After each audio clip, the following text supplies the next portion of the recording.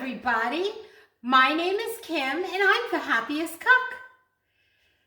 Today we are going to start out with an educational moment instead of just diving into cooking. We're going to talk about fish. Fish is such a wonderful food. According to a Harvard study, eating 8 ounces of seafood each week reduces the risk of dying from heart disease by 36%. Seafood is a nutrient-rich food, high in vitamins and omega-3 fatty acids. Older adults with high fish consumption live an average of 2.2 years longer. I want to be in this category, 2.2 years longer. Having lived in Hawaii and in Florida, I was lucky to get to enjoy fish prepared a lot of different ways. The name of today's meal that we're going to cook is called crispy fish almondine. It may sound a bit familiar, but I'm putting a twist on it, a twist on a classic, and incorporating some of my southern tastes with a fish I learned to love while living in Hawaii, Mahi Mahi. And I'm going to be making it today crispy with an almondine sauce. You can use whatever your favorite fillet is. The idea is to bring fish into your diet in a delicious and easy to prepare way. So like I always say, let's get cooking.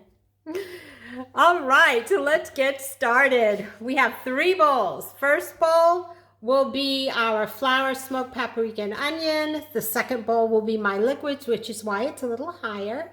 And my third bowl will have my panko. So, first bowl, we're going to put in 1/2 cup of flour.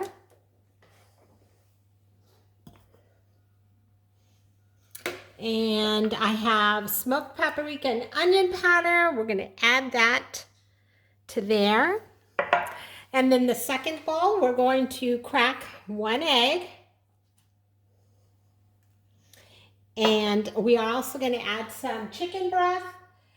To that, I find that I can use water or I can use milk, but I've decided today we're using chicken broth.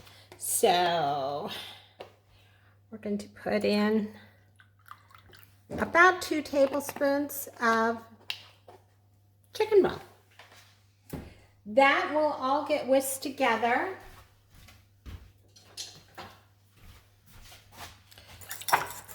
Just like that.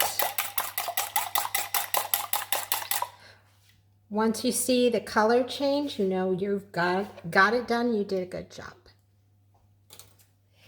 Then in the last bowl, we're going to put in 1 cup of panko.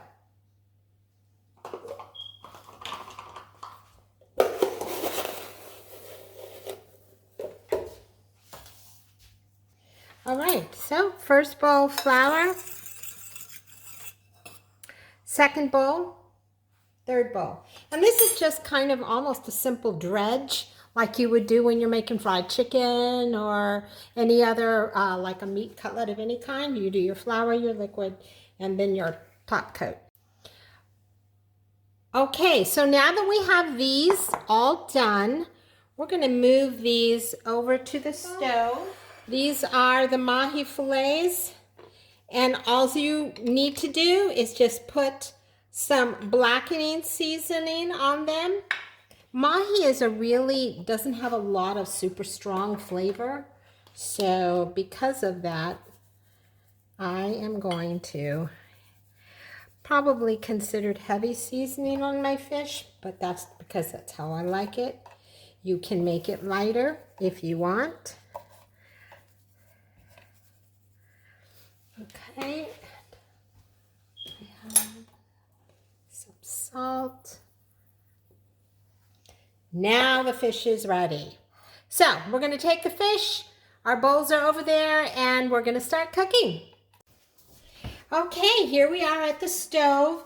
I've got my pan turned on a medium heat, and I've put olive oil about a little, right around 1/4 inch deep, We're not deep frying it, so you don't need like, you know, tons and tons. So it's about 1/4 of an inch.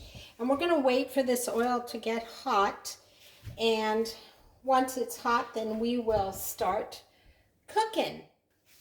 All right, so our oil is now getting hot enough.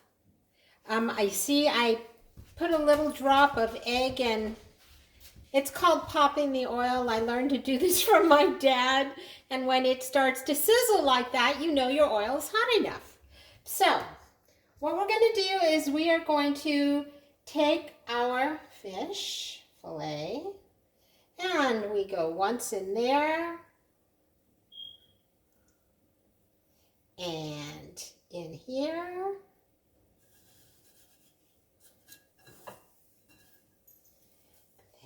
Here.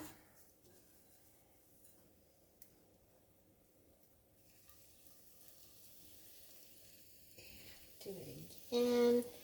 And we just do our fish dry, wet, dry.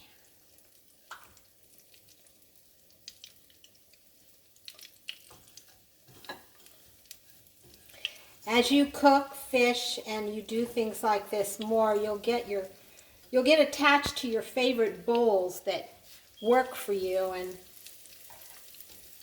that's these are my bowls that I always use for this kind of cooking.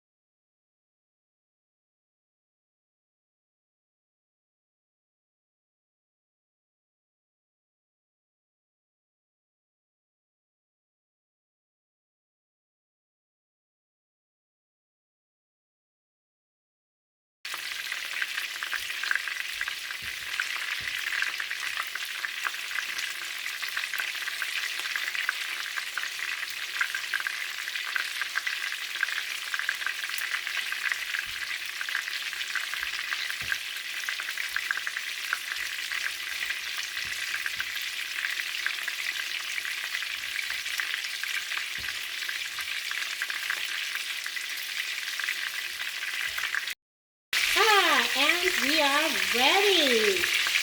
So we're going to take these out.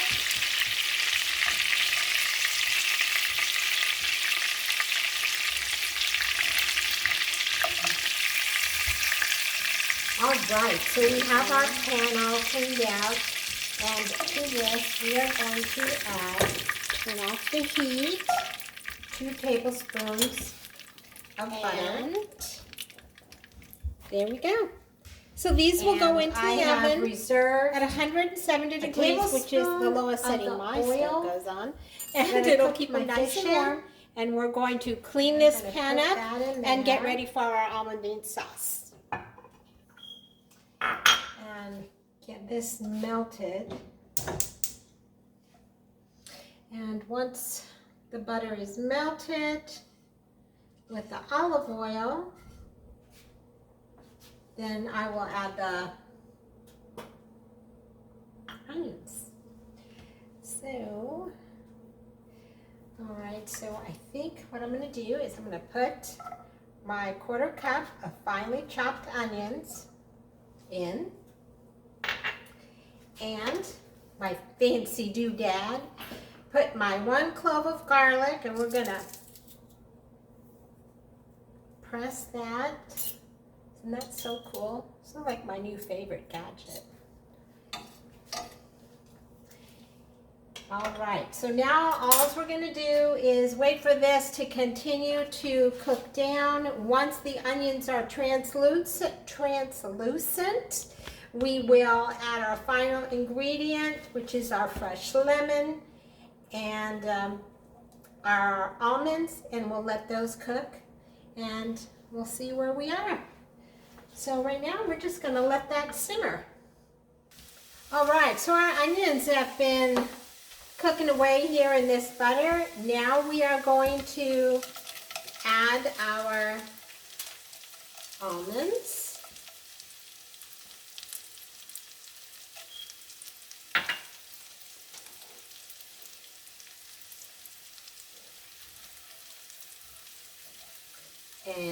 these saute a bit in this butter and onions and garlic. It's too bad they don't have smell-o-vision. Somebody could make a lot of money. This smells so good. Before it was just onion and garlic. But when you drop those nuts in, the flavor and the smells are not the flavor, but the smells have changed. So we're going to just cook these for a little while. All right, so our almonds have been simmering for a while. It's been probably close to 4 minutes. And I have a half a lemon. And we are going to